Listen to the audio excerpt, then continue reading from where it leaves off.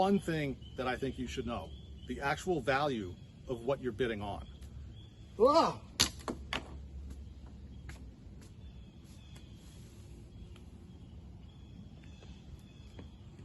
Okay, that was ridiculous. Hey everybody, it's Andrew from Snakeworks. Today I want to make a video talking about online auctions. I have a little bit of experience with online auctions from using sites like Bring a Trailer. So I was really excited to see that Morph Market was doing the online auctions. They're a great way to have fun. You can get some good deals, but there's ways to do things and ways not to do things. And I'm going to talk a little bit about that here in this video. Don't be put off if you're not into snakes. This video is going to address certain techniques and ideas that you can apply to anything, whether it be Jeeps, farm equipment, government auctions, whatever it is. You'll get some good advice in this video. So, number one, obviously use a trusted website. Don't just go anywhere and start giving your financial information, a credit card or whatever they're asking for. Go to a trusted website, one that you know has plenty of users, millions of sales, whatnot. You also want to avoid sketchy sellers. Now, everybody is allowed to put something online for sale. So that doesn't mean that everybody's going to be selling goods that are actually good. Just because someone's selling something doesn't mean you really want to buy it. It could be that someone's selling something like a snake that maybe it's sick or it doesn't eat or some other problem like that. So do a little bit of research on the sellers. Don't want to end up with buyer's remorse. God forbid you get an animal that's sick or you purchase some other vehicle that doesn't work. Something like that, that's a bad experience for everyone. The bottom line with auctions is you should be having some fun. It's a great way to get a good deal on something, but if you don't get it, it's okay. There's plenty of other stuff for sale. So don't get too overly involved with this emotionally. Okay, so selling. I think the most attractive way to gain attention towards your auction is to have no reserve. Now I realize there's some situations where you actually need to have a reserve. You just can't be letting something go for next to nothing if that were to actually happen. But I know for all my auctions that I've put up on Morph Market, I've always done no reserve. It catches people's attention. It makes people think that there's a good deal possibly to be had, and that's really what it's supposed to be. It's supposed to be fun, and you're supposed to be engaging people. The second thing I do when I'm putting up an auction is I make sure to have plenty of high quality images of that snake that I'm selling. If I see an auction and there's maybe one image of a snake on there, that's kind of a very low effort from the seller. And it makes me wonder exactly what other type of things they're not putting a lot of effort into, like perhaps the care of their animals. How about information? What would you want to know about this animal? Was it bred here? Did I raise it up from a baby? Or did I just buy this at a pet shop and I'm trying to sell it to you and make a quick buck? Having a lot of information about the product that you're selling, whether it be an animal or a vehicle, is important to the buyers. It helps people buy with confidence. Now, when I'm selling a snake, I usually put that the shipping costs are going to be in addition to whatever the winning bid is. That's kind of my way of using a reserve. I want to make sure that at least my shipping costs are covered. I'm taking a chance that an animal is going to sell for very little money, and I have to be okay with that. You as a seller need to be okay with that. But I don't want to lose money. So I usually set the shipping at like $100 or $125. An animal this size probably costs about $125 to ship anywhere in the continental United States. Mistakes I see people making is that you're setting up an auction and say it's going to run for 3 days. Well, here we are, Tuesday, it's noon. If I start an auction right now, it's going to end maybe in 3 days. So that would be what? Wednesday, Thursday, Friday at noon. That's not bad. But what if I was starting an auction, say, Saturday morning, and it's a 3-day auction? When does that end? Sunday, Monday, Tuesday morning. So if I started at Saturday, 6 a.m., the auction's going to end Tuesday at 6 a.m.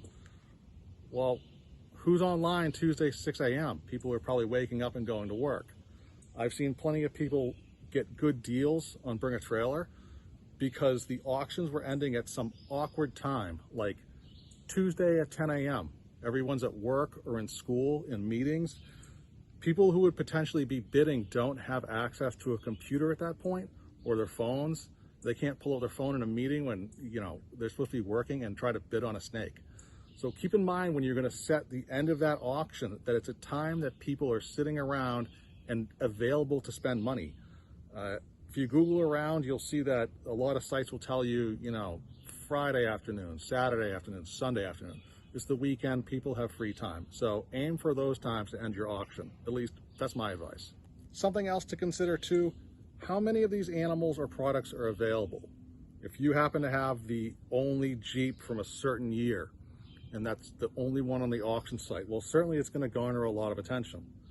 Now, if you're selling a snake and you have a ball python that everybody has the genes in it, it's probably not going to get a lot of attention, and you're not going to get a lot of money for it if other snakes of the same genetics or other vehicles of the same make are readily selling day after day.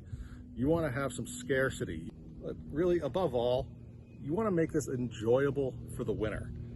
This should be an experience that everyone's enjoying and the winner is happy with you. I mean, really, they may have gotten a good deal on something you're selling, but you're also creating a potential customer for life there. So let's talk about bidding and buying. If you're going to bid on an auction, there's one thing that I think you should know: the actual value of what you're bidding on. Whoa! It's very easy to get carried away and pay too much for something that maybe you could have gotten a lot less if you had a cooler head. If I were to put this blue-eyed leucistic proven breeder female het pied up, no reserve auction, maybe I'd get $400 or $500 for it. Maybe not. But if I don't know the value of this animal and I'm bidding on it, well, that's a recipe for disaster. So what I do, if I identify an animal, or say a Jeep, that I see on an auction site that I want, I understand what the value is, I'll write down when the auction ends, I'll write down my top bid. I'm not going to get emotionally dragged into this. I'm not going to get into a bidding war with someone and stop rational thinking. I won an auction last month on Morph Market, something I've been looking for a little while. I'm not going to talk about that, but I'm going to make another video about that soon, showing you that snake that is in quarantine. But I wrote down exactly my top price for that with shipping, and I ended up winning. I kept a cool head. It wasn't the first one I had bid on. I had not won some other ones, but I got what I wanted in the end. And I see people pay too much for animals, too much for Jeeps. It happens, you get caught up in the moment and you have to have it, and oh, well, you don't want to end up with buyer's remorse. So write down your top bid and know what you're bidding on. As far as placing bids, I see a lot of people who will just slowly creep things up, say $5 bids at a time. I find that to be kind of a waste of time.